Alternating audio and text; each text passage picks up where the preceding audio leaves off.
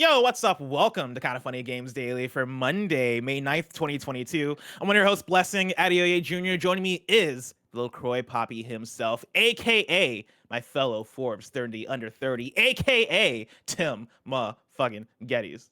Bless, how are you doing this beautiful Monday?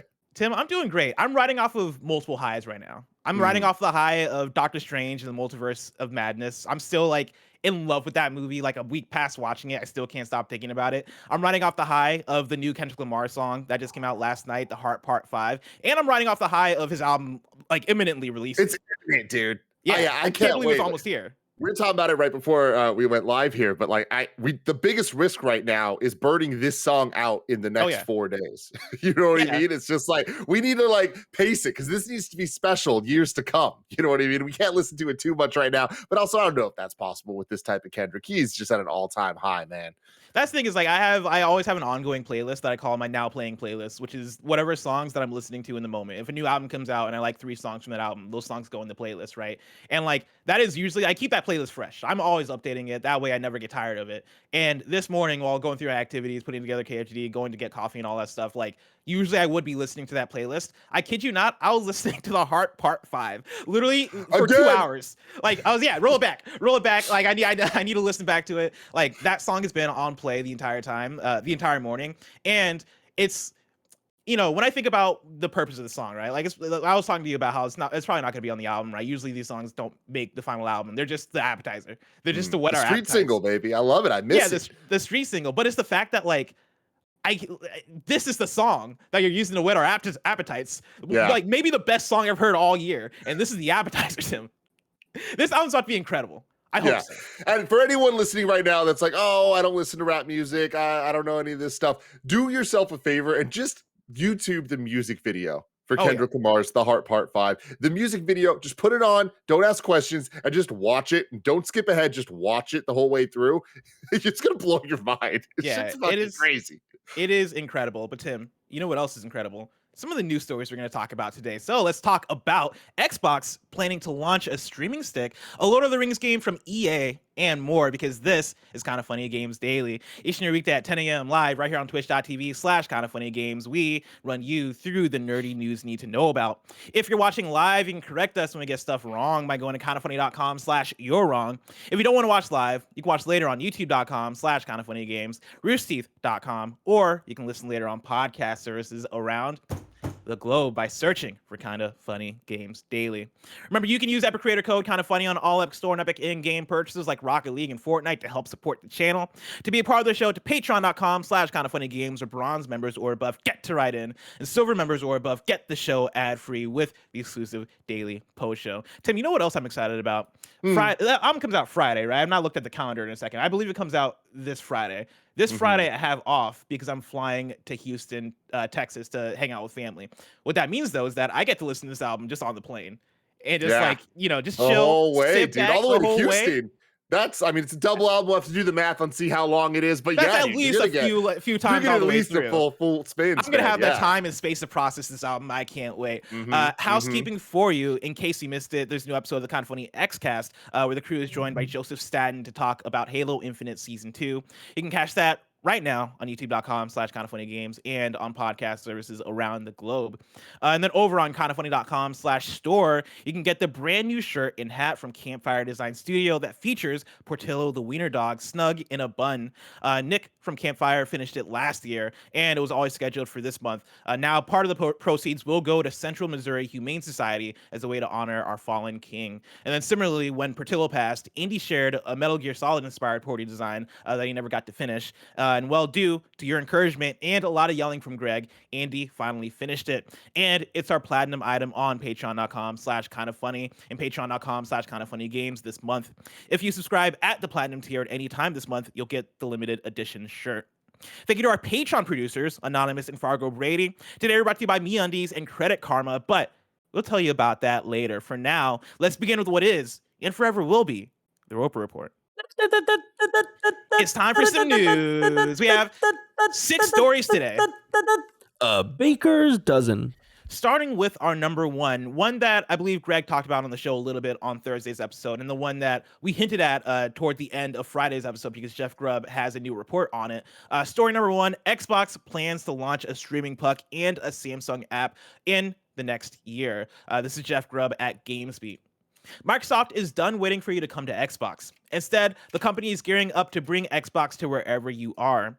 This is part of the company's Xbox Everywhere initiative, which was expanded last week by adding Fortnite to Xbox Cloud Gaming.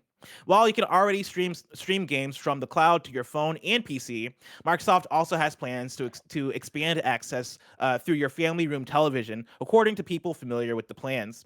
In the next 12 months, Microsoft plans to release an Xbox cloud gaming streaming device. This will likely look like an Amazon Fire Stick or perhaps a small Roku-like puck. And like a Roku, the Xbox streaming device will enable you to access movie and TV services in addition to a library of games through Xbox Game Pass Ultimate.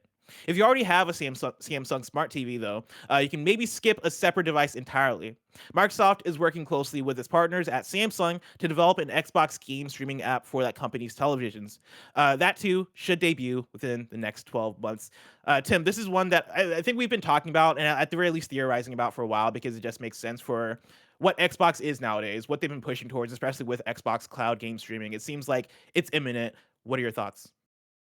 There's nothing worse than I told you so, motherfucker. But today, I feel nah, seriously though, like I've been saying this, and it just makes too much sense. The Xbox Anywhere stuff has been the plan all along. They've been building towards this, and I think that it's actually more impressive the restraint that they've shown in getting this device out. But that also just shows their commitment to building out the strategy, taking their time to get it right, get the Series X and S out there, build an understanding of what next gen means for Xbox, get xCloud working to the state that it is currently, as opposed to where it was even a year ago. And then boom, start making it even more valuable to everybody now that Game Pass has proven itself as the greatest value in gaming. Now give people even more ways to get in and then get the barrier to entry as low as humanly possible so that everybody is playing on Xbox, whether or not they have an Xbox. Like that is the ultimate goal for them. And I feel like with things like this, they're going to get closer and closer and closer because what's the price of this thing going to be? If it's $100, that's going to be shockingly high, right? 50 sounds more probable. I imagine maybe. How much is a Roku? Kind of funny.com/you're wrong, or you can just let me know in chat. Well, that's the thing is like depending on how high you go, like the highest, the most costly streaming devices are the NVIDIA Shield Pro and the Apple TV 4K. And those are getting up there like 180. So it's like, that's the highest, craziest end ones you can get. They ain't going to do that. That's what the Series S is for, right? So I imagine they're going to be more in that Amazon Fire Stick 4K, which even the nicest Amazon stick is, I think it retails for like 80, but it's $50 all the time. I think the bigger thing here is, does this thing come with an Xbox controller? That's what I was going to say. I feel like at $100, maybe you bundle in an Xbox controller with every single one, and that's how you justify that price. It's interesting because you mentioned them showing restraint, you mentioned them taking their time with it, and I agree that like I'm surprised that this wasn't a thing that was available at launch, given what the Xbox Series launch was, right? It felt like it was them ushering in a new generation, right? But it felt like a new step forward for this is what Xbox is now, right? We are Xbox Series X and we're Xbox Series S. We already have multiple SKUs. We have Xbox Game Pass that we've been pushing and that we're going to continue to push. And we have this streaming initiative that we're going to continue to push, right? With Xbox Play Anywhere and all that stuff. For you, Tim, do you feel like now's the time? Do you feel like we're at a place where we're ready, at least within the next, let's say 12 months, since that's what the report is saying? Because for me, when you mention them showing restraint and mention them like taking their time, right? It makes me think about PlayStation Now, which came out early PS4 era and felt like it was way ahead of its time in a way that led to a not so great launch and a not so great like continual rollout for PlayStation Now, right? I think most of us look at PlayStation Now and go, oh, that could have been done better. Do you think that now we're at a place with streaming where an Xbox streaming stick / an Xbox Samsung TV app can work and be successful? Oh, undeniably. And I think that a lot of that has to do not just with the where tech is at, but just kind of where the understanding of tech is at, right? I always talk about like the language of new things and how it's so important to kind of nail the education process of how things work to the mainstream in order for it to be a success. PlayStation Now coming out when it did, it really had no chance to do that because we were still in the infancy of video streaming becoming what it's become now. Whereas now video streaming is just the de facto standard. Like it is what it is. That's how people watch TV, right? That is how people consume so many different pieces of media and content. Like the 2 years went by where movies were coming day and date to streaming platforms as well as theaters. Not always, but some of them were. Some major releases were doing that. So the infrastructure is there, the understanding is there, the language has been taught to the mainstream. I feel like with video games, that now kind of just Oh, Tim, I think you might have muted yourself. that applies one over that the people understand Netflix and all of the streaming services. They'll understand, oh, this is Netflix for gaming. That's all that they need to be that bridge to get over there. And I also think that now that the Series X and S have been out in the wild for over a year now, right? Like the people that want to be those early adopters have done that. And even with how hard it is to get these next gen consoles, I feel like we are now further enough into this that all the people that desperately want an Xbox have at least had the opportunity to get one at some point, or if they really put their mind to it just a little bit, would be able to get their hands on one. So I think that's when Xbox needs to look at it and be like, well, cool, now we need to triple down on the software that they have been investing in for the last 10 years. And we start to see as they make all these acquisitions and we get all the logos on a screen of the different developers, what are the projects, what's coming out, and then with the power of Game Pass, it's just day and date. These games are going to come out and they want people playing them. That number that we keep talking about every single time Forza comes out, Halo comes out, whenever Microsoft drops a first party game on Game Pass, it has insane concurrent numbers, right? That first weekend, like they're 20 million this, 20 million that. It's like, cool. You get this streaming device out there for $50 in the hands of way more people than would ever invest in a Xbox console at this point in time. Guess what? That 20 million turns into 30 million. So it's like that is major success because that means those people are subscribing to the service as well. Yeah, and I think that's even like more so even beyond the streaming device. Like this article also talks about the Samsung Smart TV app, right? And I imagine that that'll expand to more smart TVs. I'm sure Samsung is just the starting place. And like for me, I have a Samsung Smart TV, and Tim, I tell you all the time about how like I use the features on this thing. Like I'm one of the people that is watching Samsung TV Plus and using like going through the channels, watching the fucking like Nickelodeon, Pluto, old school channels, and watching those shows. If they're getting an Xbox app on this thing, I'm gonna try and use it, right? And like, who knows if my internet's gonna keep up because I only have it through Wi-Fi. But if I can connect an Ethernet cord, right, and like actually make that a legitimate way for me to play my games and bounce around different screens in my house, imagine people that might have also a Samsung Smart TV but may not have the console, may not want to Mhm. spend the $300 $400 on a console. You download that app for free, you get an Xbox Game Pass Ultimate subscription, right? If you have a controller, you can use that, and boom, like you're in the ecosystem, and that's gonna do Yep. so much for them. I want to go back to talking about price for a second because I think it's interesting because you bring up Xbox Game Pass, and that's one thing we kind of left out of the conversation is I imagine, yeah, once you buy this, you're probably going to buy it with a year of Game Pass, right? Because you have to have that in order to at least take advantage of that. Maybe it'll have, I'm sure it'll have other apps too. I'm sure it'll have like Netflix and shit on that, at least on the streaming app, but on the streaming stick. But if you're talking about maybe buying the stick, buying a controller, buying a year of Ultimate, do you think where do you think that ends up in price? And do you think that still completes their strategy? Because it is a price thing, right? Like they do want to sell this for as cheap as possible.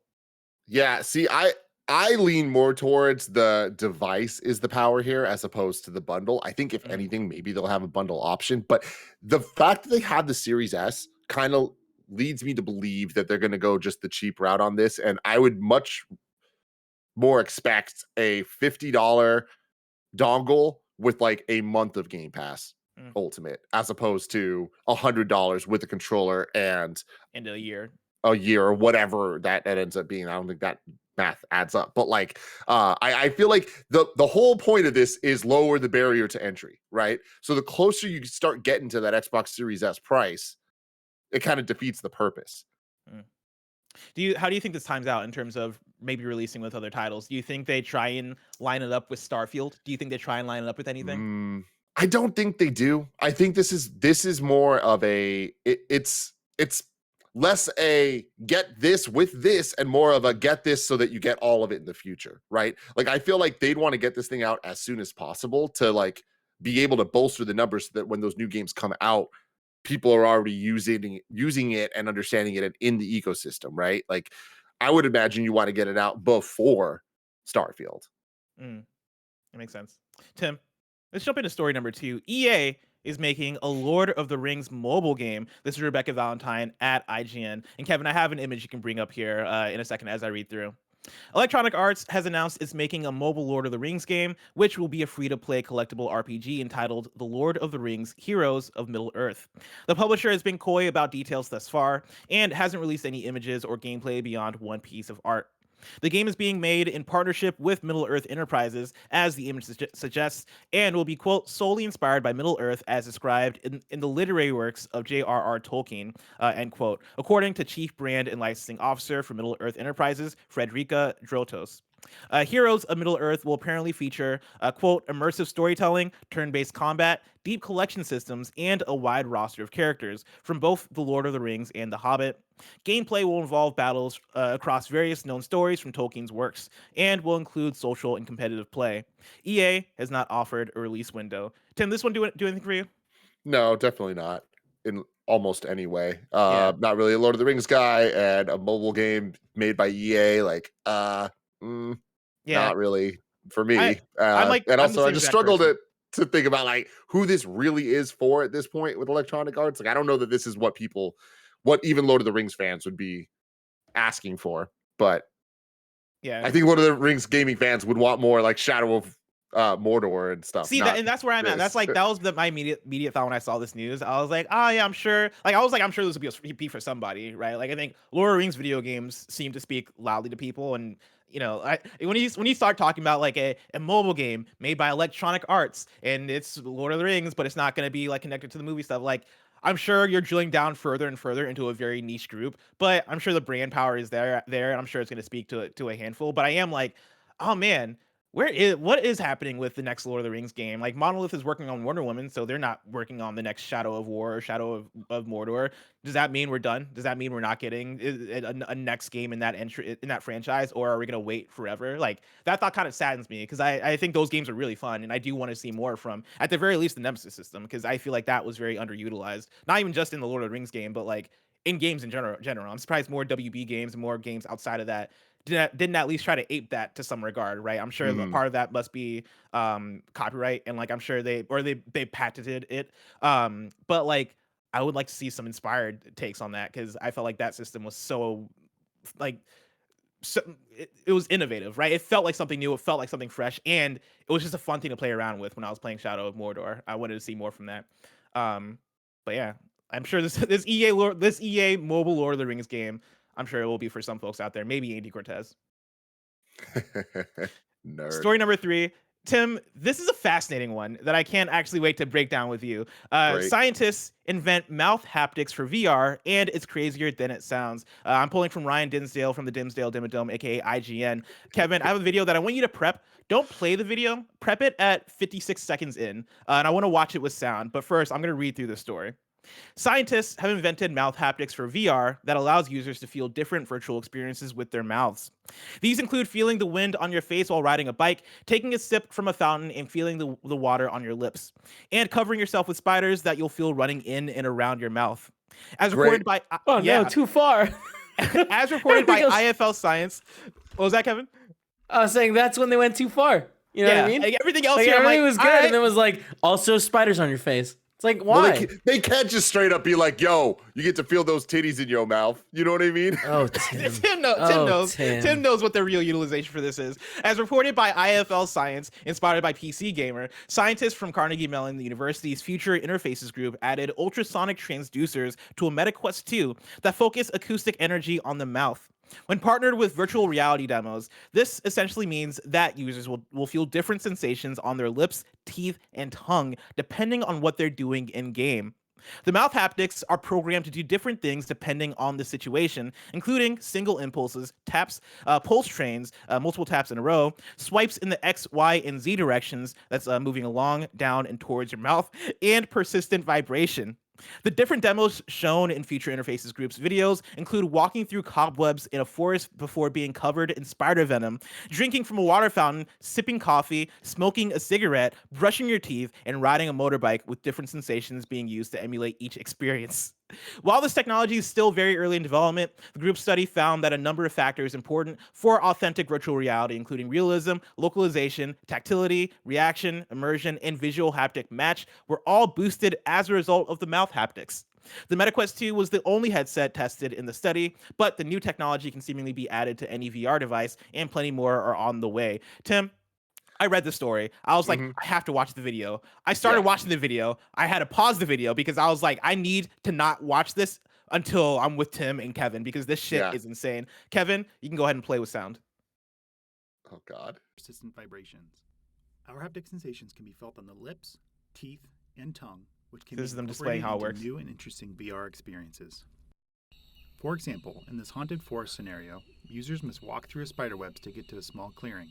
Upon touching a spider web, an X swipe is animated, simulating the spider web being drawn off the face. So it's a lady walking through cobwebs. Fuck Her face, you! her face reacts. Which generates random impulses that simulate an insect scurrying around.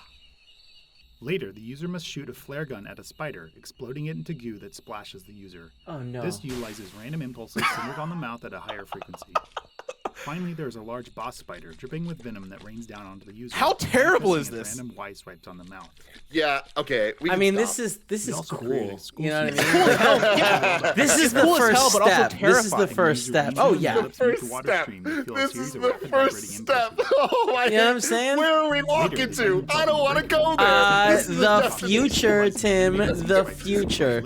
Yeah, And look, we're gonna Kev, walk there I am together. with you that I love pushing this tech forward and making things even more immersive and all this. I did not ever expect it to get like mouth related, like out of all things, and like not only not just mouth related, but it has nothing to do with taste. Right? Like you'd imagine if you're going to do something. But yeah, because it's like when I'm thinking about VR experiences or just 4D experiences, whatever it is, like normally like you're in your your local 40X theater, or you're at like Disneyland doing one of those rides or whatever. And sure, they input the smells into the room, right? Or they'll poke you in the butt or some shit like that, right? Like things are just happening around you. No one's making you taste things like that. That's something that everyone's like, we ain't gonna do that just because that's fucking weird. But here, video games are like, you know what? Spiders are what you're gonna taste. But you're not what you're gonna tasting feel on your mouth, and that's the weirdest thing. Is Yeah, like you're just feeling it on your tongue and on your mouth. Just think about it for a minute. Like with like a headset, where's the closest place that they can affect you? The bottom of the headset, that's where they have all these little, whatever these little doodads are. But like, eventually they're gonna make them smaller and put them all over a suit, and you're just gonna be getting poked at wherever you want. Yeah, do the math, everybody. Do the math on this. I didn't think about the titties in your mouth thing until Tim brought it up, and like now yeah, bullshit. The more I think about it, the more I'm like, think about that. I trust me. My mind didn't take me there, but now that my mind's there, I'm like, yeah, no, that's because it makes the most sense. These scientists tried their fucking damnedest to pretend it was for something else. How the fuck, like, yo, let's just stop for a second and be like, look, I'm Mr. Scientist. I just invented this new VR thing. What are we going to show off our mouth haptics with? I know the answer. Spiders. You sick fucks. That is the weirdest fucking thing. Somebody needs to check on these people. This is fucking crazy talk. Like, it's insane though. Like the technology was the thing first and foremost, where I was like, damn, we got here. We can do this. And like, like I can't believe, like, here's the thing, when VR was first announced, I didn't believe it that much. I was like, all right, cool, it's a new gimmick. It'll be like motion controls. It'll be here and then it'll dip or whatever, right? And like the fact that we've gotten this far with VR, where it's stuck around this long to where people are like, all right, how can we push this? How can we do weird shit with it? And like the fact that this mouse stuff, I watched the video and I am like, oh man, this is weird. Oh, this is kind of gross. I don't know if I like this. But also I am like, but like this seems like it is like, it seems like it is improving the experience to some extent. Like, I wouldn't be mad if they put this in PSVR too. Look, I don't know. I can see myself getting some use out of this. I know a lot of people get like motion sickness with VR and stuff. I have to come clean to you, Bless, about something that's really, really personal. I have very sensitive lips. Very sensitive lips. Yeah, sometimes depending on like shower pressure, if the shower pressure is too rain-like on my lips, I get all sensitive about it, and I can't deal with it well.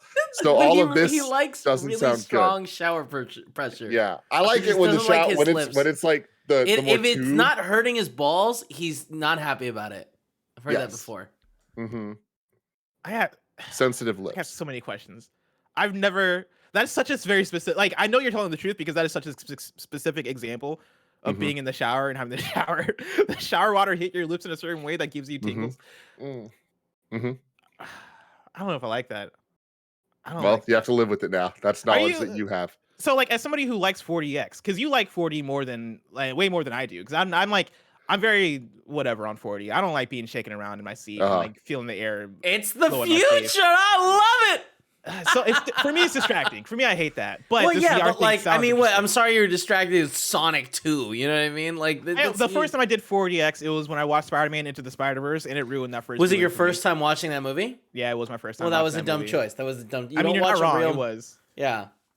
But like for you, Tim, does this not excite you? Like in that same way that 4D immerses you in the experience more? But that's what I'm saying. I love the tech. I love pushing the shit forward because, like, you're right. I am all about these experiences and all the gimmicky shit. I live for that stuff. But I do just have to be real with myself that I have sensitive lips, and this sounds like a nightmare to me. Like, I think this would make me too uncomfortable to be able to enjoy spiders in my mouth. I don't know, man. I feel like this is gonna take enjoying spiders to the next level for me, but that's just So I'm gonna take that note. If you love spiders, you know what else you'll love? Patreon.com/kindafunnygames, where you can get the show ad-free. And speaking of ads, let us tell you about I don't know if that's where we want to put our ad, but okay.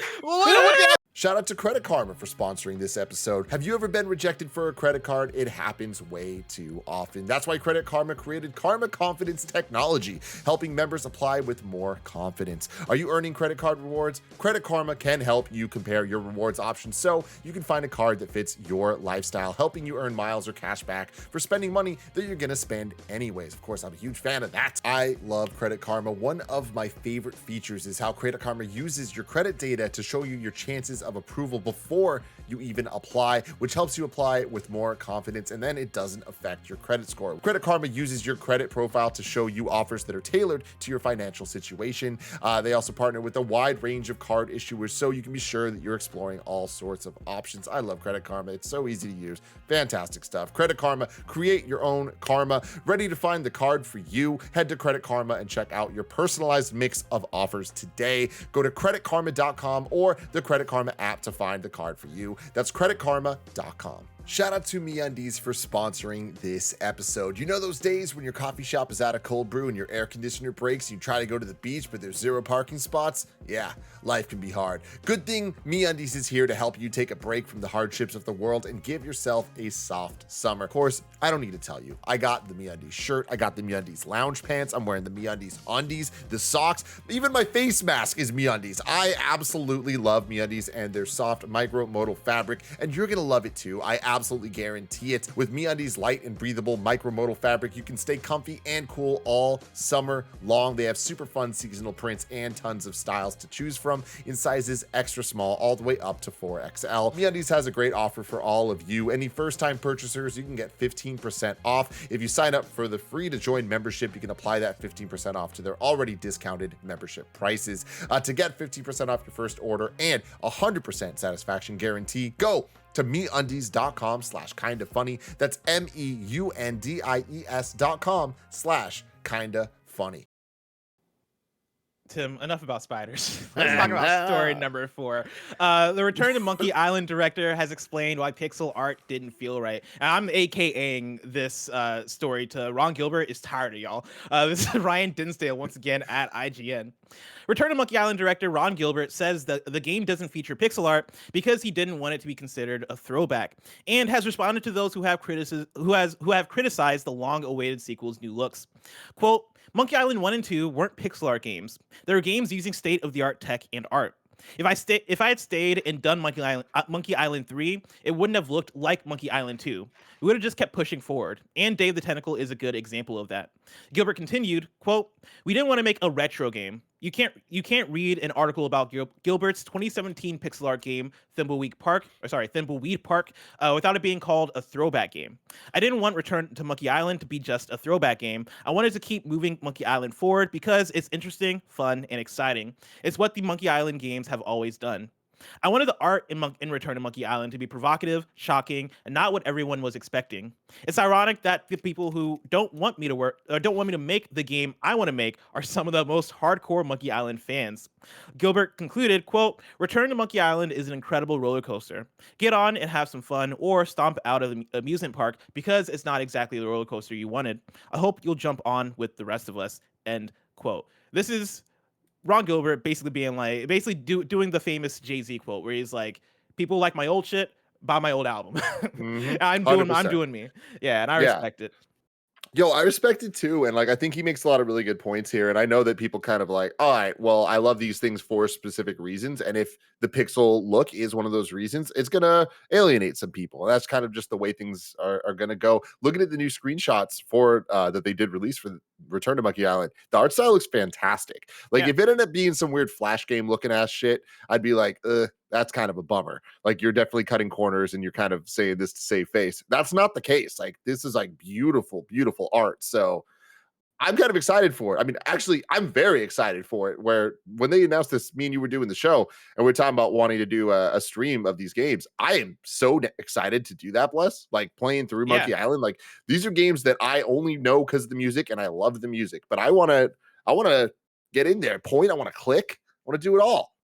Yeah, like when we talk about the art style, like for me, it reminded me a little bit of what Supergiant does with their art style, with like Hades and Bastion in their games, and like that's a gorgeous direction. And I'm not necessarily saying that like this is one for one with that, or it's going to hit that level, but I do like the idea that he is trying to do something new. In his eyes, right? Like, hey, those games were pixel art because that was the state of the art tech at the time. I'm going to work with the state of the art tech of today and try and make something that fits my vision for what this game is going to be today. I think it's a wonderful explanation, and I love that he's doubling down and being like, "Yo, no, I'm making it a thing for me," right? Like, if you are a fan of Monkey Island and you're looking for the next game from me, then you're going to look forward to what I am doing to innovate this franchise and not necessarily trying to look forward to a game that fits what your definition of what the franchise is. I'm making something that fits my definition of the thing I create is. And so for that, like, I very much respect that. And like, I am very excited to check out Monkey Island with you as well, because we talked about how like funny these games seem to be. I think Jared Petty sold us both on the concept of Monkey Island, and like,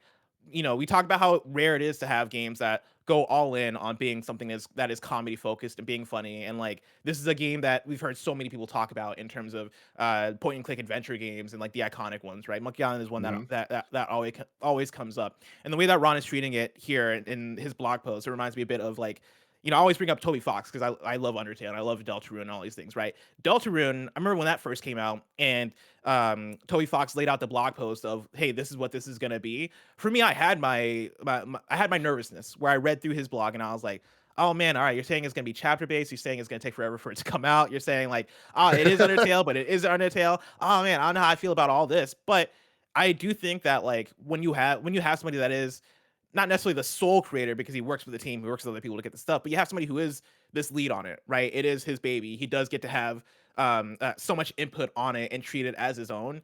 That's gonna come with things you like, things you don't like, but things that will speak directly to the person that's making that thing.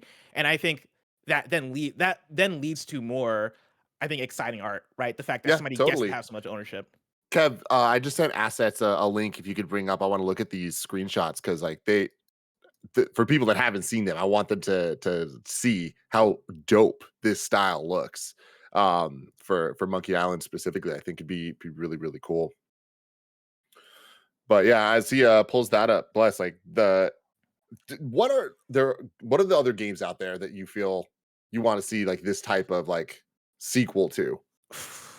That's tough because I feel like games like these are kind of few and far between, right? Like games that had these classic followings that went away for a long time and would make sense to bring back in this way. Like for me, at one point, I would have said Star Wars Battlefront, and like that came back, and I don't really fuck with Battlefront, like the modern version of Battlefront, but like stuff like that, I would have said like, I don't really have stuff that's like very like has like a very niche like kind of artiste approach, Creator auteur, focus, I like would say. creator focus Yeah. kind of thing. But like I do think of like NBA Street, like what would a new version of NBA Street look like, and Oh, could you make it yeah. work and make it dope, right? Like stuff like that would speak to me.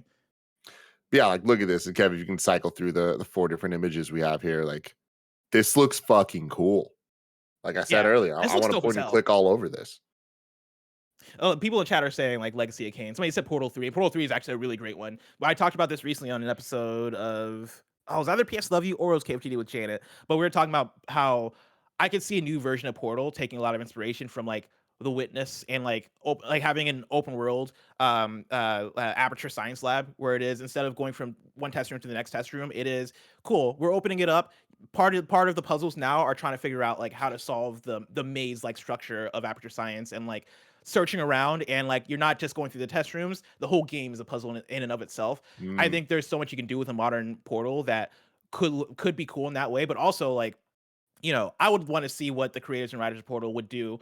That's new, like regardless of what I want. Like I would want to know what they want, because it was the one of the writers of Portal that recently talked about. It was KFGD, one of the writers of Portal that talked about how like I would love to work on this again, and I would know his ideas. Like I want to know like what is it about Portal, especially Portal 2, that makes you think you can make more of that and make it something good? Because I believe in when he says it. That for sure would be an answer of mine. Somebody said Spyro 4 in chat. It's a good pull. I don't know if I need Spyro 4, but I'd be down for it. Tim, let's hop in to story number 5. Resident Evil Reverse has been rated for Stadia. This is Jordan Middler at Video Game Chronicle. Stop. Bless. What's up, Tim? I will not allow that headline to exist in the year of our Lord 2022. You're telling me we're still talking about Resident Evil Reverse and Stadia, let alone in the same conversation? What? Tim, if I told you that Resident Evil Reverse hadn't come out yet, would you believe me? No, I wouldn't believe you. I would not. I would not. I was fascinated when I saw the story. The story reads like this. Again, this is Jordan Middler at Video Games Chronicle. Resident Evil Reverse, the upcoming multiplayer Resident Evil game that was supposed to launch in summer 2021, has been rated for another platform. While the PS4, Xbox One, and PC versions of the game were rated over a year ago, Gamatsu points out that the game was classified for Stadia over the weekend, suggesting it could reemerge soon. Capcom hasn't given an official update on the game since it was delayed last year.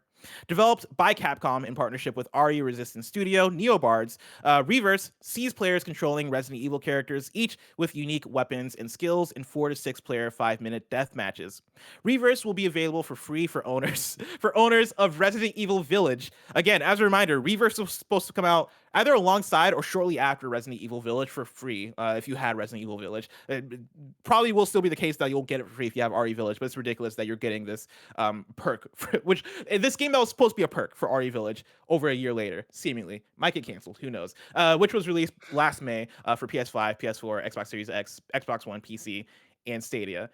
Tim, what's the over and under of this game actually coming out? That's a really good question. I feel like it's gonna come out at some point.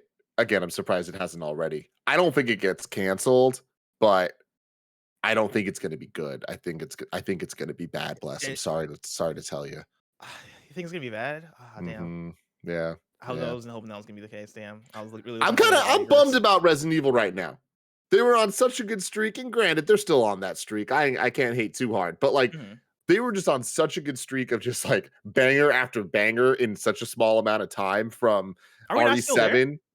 Well, that's my thing. RE7, RE2, RE3, RE Village, like all those are just kind of like bang, bang, bang, bang, bang, back to back to back. And now it's been a while since Village, and we just don't even have an announcement of the next thing. I mean, and again, I'm speaking from a very, very spoiled position with Resident Evil of them. It's just things set us up for this cadence of banger after banger in quick succession that now it's like, oh shit.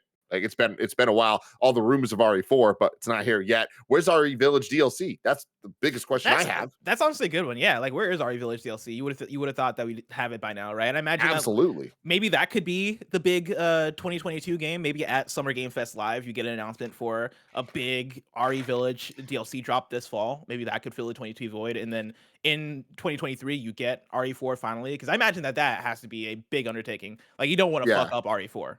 Yeah. So people in the chat are saying it's only been a year and 2 days since RE Village came out. I'm aware of that, but think back to when RE3 came out before that, and then RE2 before that, and then RE7 before that, and especially when you start talking about announcements of the games, like this is by far the biggest gap we've had in the last 5 years with Resident Evil. That's all that I'm saying.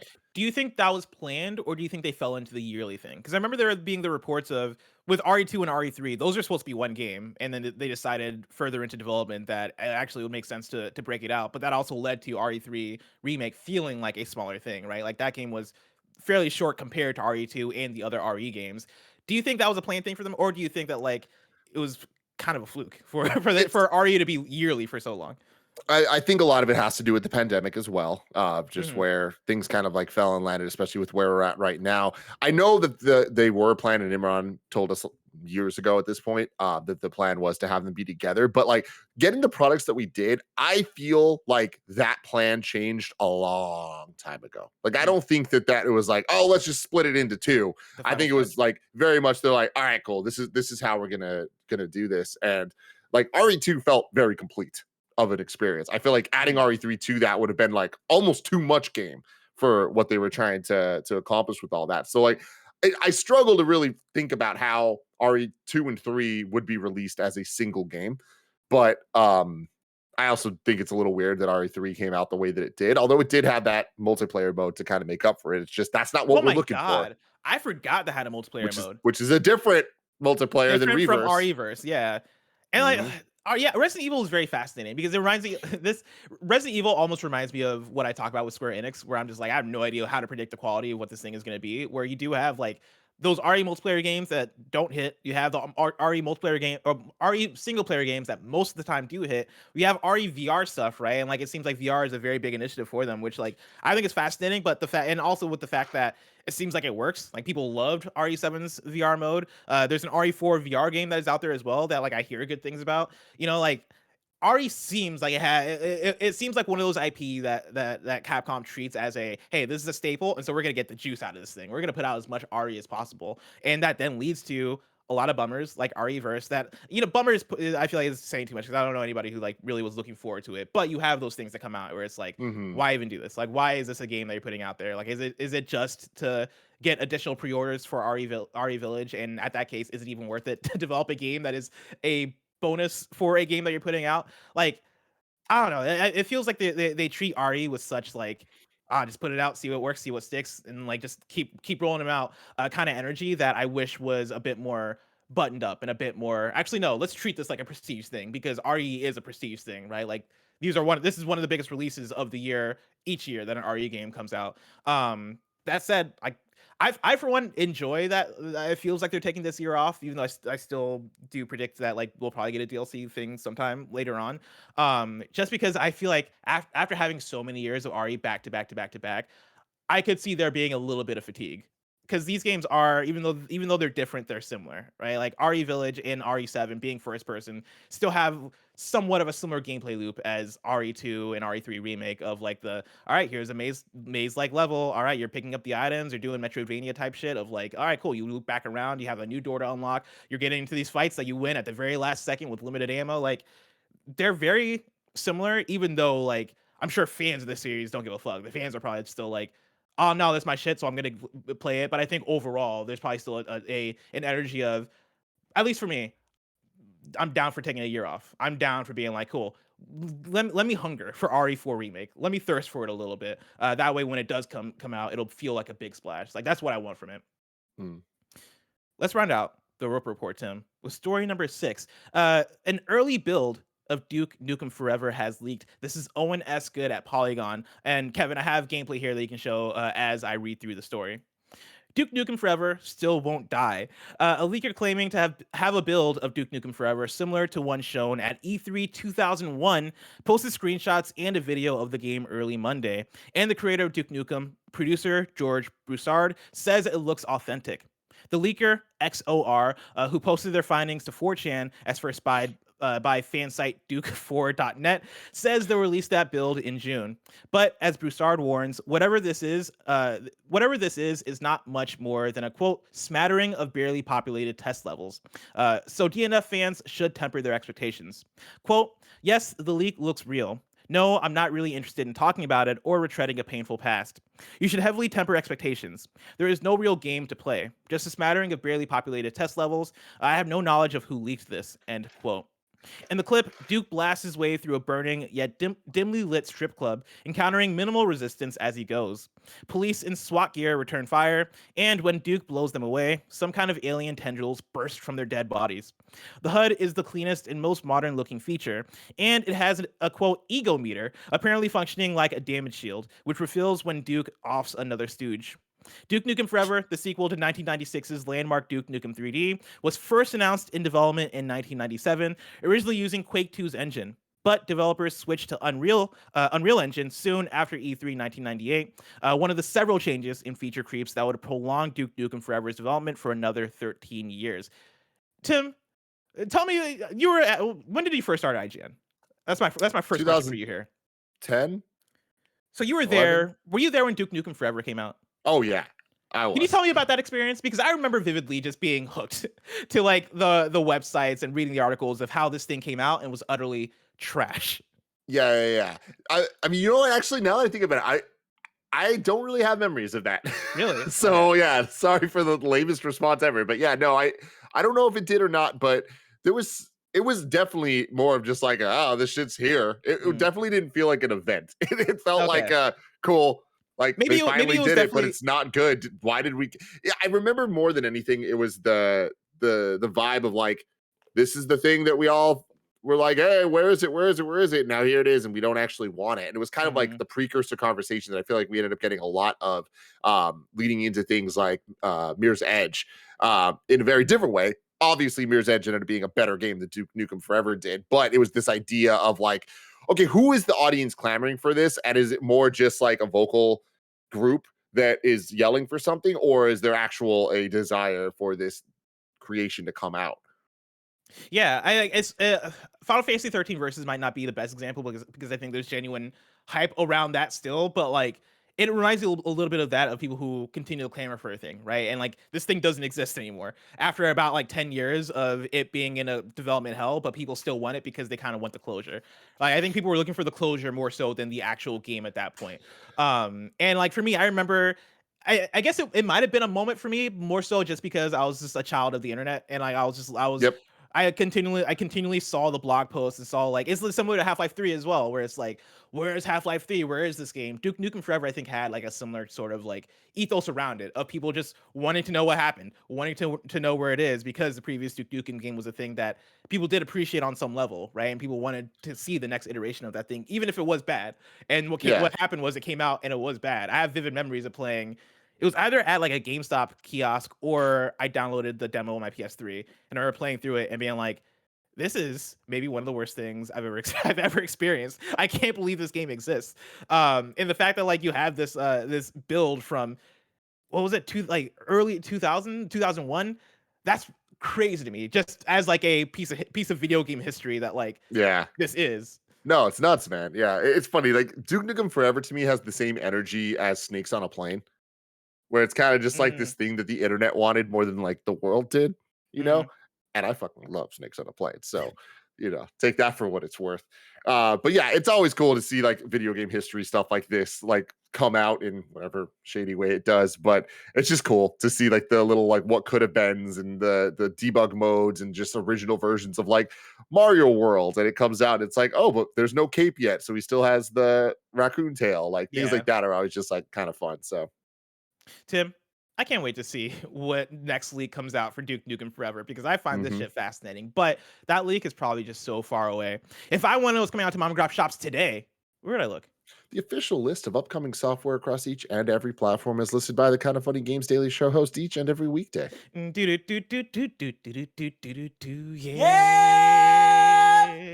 Out today. We got no out today. There's nothing out today, but I do have a new date for you. This comes from Gotham Knights on Twitter. Mission update from the Belfry, or Belfry, Belfry, Belfry, Belfry.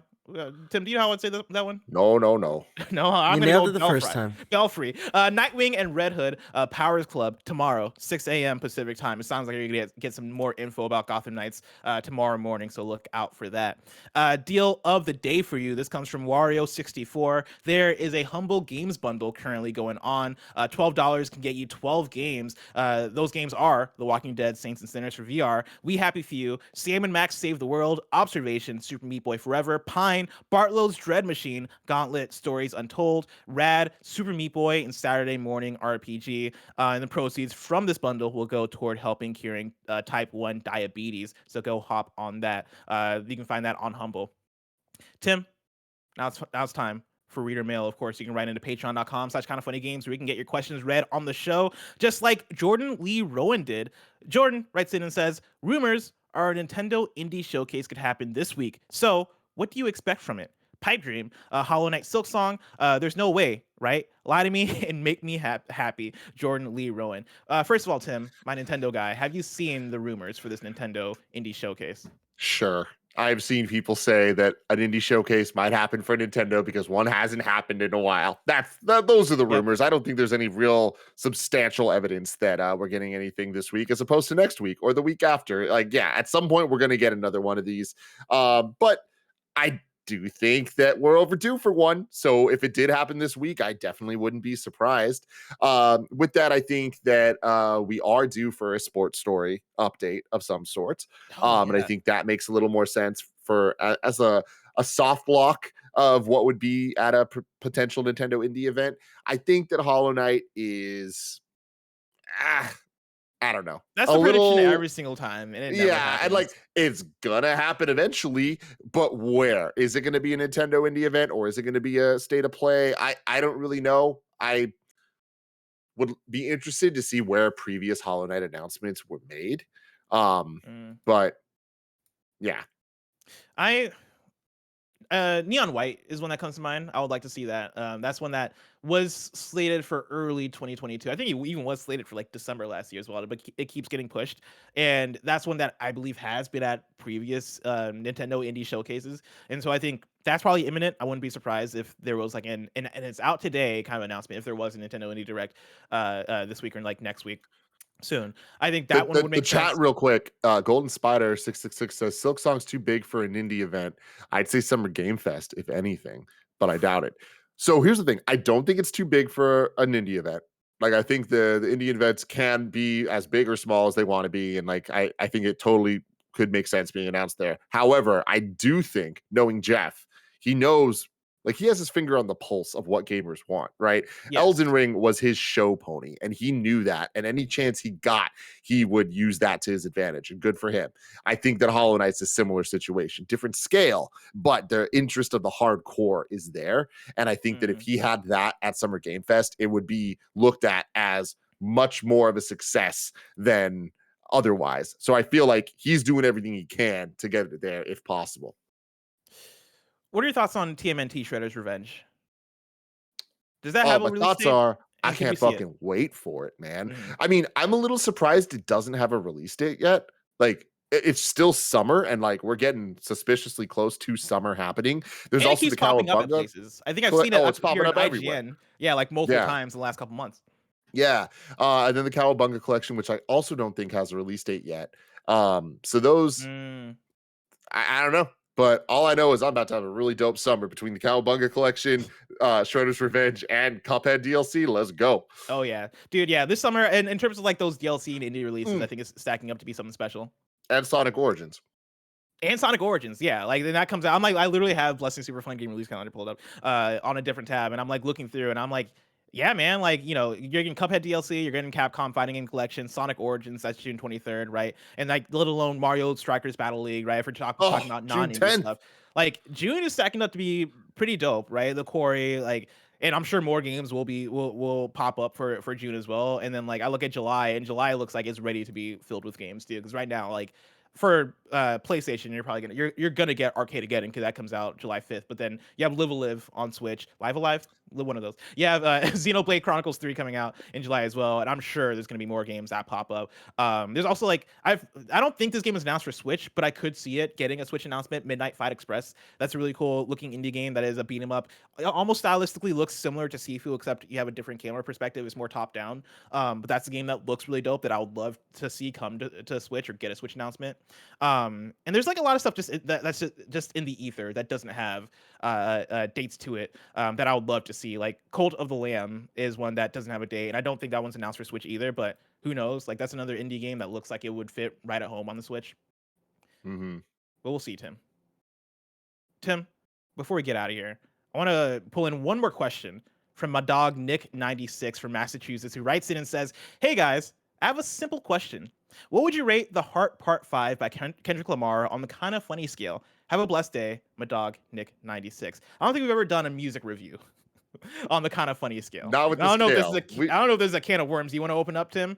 Yeah, I mean, we've done music reviews before, but just before the scale existed. But I mean, I feel like this song, I mean, it's a 5, right? Like how it's amazing. It totally is. Everything about it. Like I struggle to think of anything about The Heart Part 5 that doesn't get a 5 from me. Yeah, I'm in the same way. Like, there's nothing that I can think of that would hold it back. Like, not even just from the song aspect, from the art aspect, right? Like the song, the music video, the rollout, like watching the video was an experience for me. Like an experience that I feel like I rarely get from watching new music videos for songs, right? Like usually it is all right, cool, let's check this thing out. Oh man, like, this person's dancing. Like I'm like music videos are like, and I don't want to disparage like certain kinds of music videos because I think there's a time and place for everything. But like watching this music video reminded me of watching like the This Is America music video, where I was like, oh, this is a moment. Like I can tell you right now on like first viewing that like this is a moment, and I'm gonna come back and watch this music video for ages to come. That's how I feel like watching this music video, and it's the thing of I keep going back and finding new things and finding like new takeaways, new lines that like connect to other lines that connect to the visuals in cool ways. Like, yeah, for me it's a 5 out of 5. I mean, my thing is like I can't fathom giving it a 4 because just surely from a technical standpoint, like the verses are just so intricately woven and the delivery is fantastic. Like this is him just at a new level, and it's like he's already been at such an amazing level for so long. And the fact that this is standalone from the album, but also is kind of like a sequel to the other Heart songs that we've had now over a decade, so it's like we understand what he's doing with this. The production is on another level. Like what he's actually rapping over is something that is, I don't want to say the most unique thing in the world, but it's definitely not common. And I feel like it sounds like a Persona 5 soundtrack, but like even take it up a notch. Yeah, like that me and Tam were talking about that yesterday. Like it has me so excited for the album. I think that for me that's one of the biggest purposes of the Heart songs is to like gear you up and kind of get you excited for what's about to come. And like there's always the question of anybody who's an artist, right? Anybody who is like an artist whenever they're leading up to the next project, there's always the question of, all right, is this gonna be some weird shit? Like Childish Gambino, he had his last album that was I don't forget even what it was called. I think it was just called like The Date or whatever, or like Childish Gambino Presents December 2020 or whatever the fuck it was called. Listening through that, I was just like, he's on his artist shit and it's not for me. And like in some areas, like I don't think it's that great. And it can always be a roll of the dice, especially for artists that you respect. Because Childish Gambino is one of my favorite artists ever, right? Like you always never know what to expect. But for the Heart Part 5, it's gearing me for what's about to come. And listening to it, I am like, damn, this sounds like it's on another level. Like if the album is gonna be more of stuff that sounds like this, the album's gonna be incredible. And I had that thought like even last fall when he dropped the Family Ties song with Baby Keem, and he was going hard as hell on that too. I was like, oh, he's in album mode. And he's about to go crazy. Yeah, like and I think the Heart Part 5 is another entry into, oh, he's in album mode. He's about to go crazy on this thing, and I cannot wait. Yeah. And you brought it up earlier, but like, we got This Is America, and that was such a game changer. That was such a statement, an amazing song, amazing video. And then we didn't get that project after. We didn't get the album that was leading into. Whereas here, it's like we know that in a couple days we're getting this album. What does he have to say? What does he have to say? The world is waiting. God, Tim. Now it's time for kindafunny.com/you're wrong, where you write in and let us know what we got wrong as we got it wrong. You're wronging myself. The Childish Gambino album that came out in 2020 was called 3/15/2020, right? So like March 15th, 2020. And I wish I liked that album for it. I did not appreciate that album as much. Nana writes in and says, price comparison of streaming sticks. For a Roku 4K stick, you're spending $100. A Fire Stick 4K is $50. Chromecast is $50. Stadia controller with the Chromecast was $80. Now it's no longer on sale. So I appreciate that, nanobiologist. Nana mentions that we forgot to bring up the Golem game, Lord of the Rings Golem game. Of course, that's coming out. I don't know anybody's excited about it. Yeah, I don't know if we forgot about it. I think it's just, it feels like non-consequential. Like, maybe that game comes out and it's dope, but every time I see that game, I'm like, all right, that looks like a video game. Let's see here. Nano says Kevin wants full haptic suits for VR. Those already do exist. And he links B Haptics. I think it's just a chess thing, and then that's existed to the NES since the NES days. So chill out, bro. And then Nano says RE-verse was supposed to come out with Village, then was delayed to July 2021, and then was delayed to 2022. And so there you go, context on RE-verse. And that's it for kindafunny.com/you're wrong. The rest of the week's hosts for Kinda Funny Games Daily go like this. On Tuesday, you're getting Greg and Gary Whitta. On Wednesday, you're getting me and Janet Garcia. On Thursday, you're getting Greg and Tim. And then on Friday, you're getting Tam and Tim for Tim Friday. If you're watching this live on Twitch right now, after this is Mike and Greg with another edition of KFW. If you want to catch that stream later, you can of course subscribe to youtube.com/kindafunnyplays. Remember, this has been Kinda Funny Games Daily, each and every weekday live right here on twitch.tv/kindafunnygames. We run you through the nerdy news you need to know about. We have a Patreon post show for those that are subbed at the silver level of patreon.com/kindafunnygames. So stick around for that. Otherwise, till next time, Tim, Game Daily.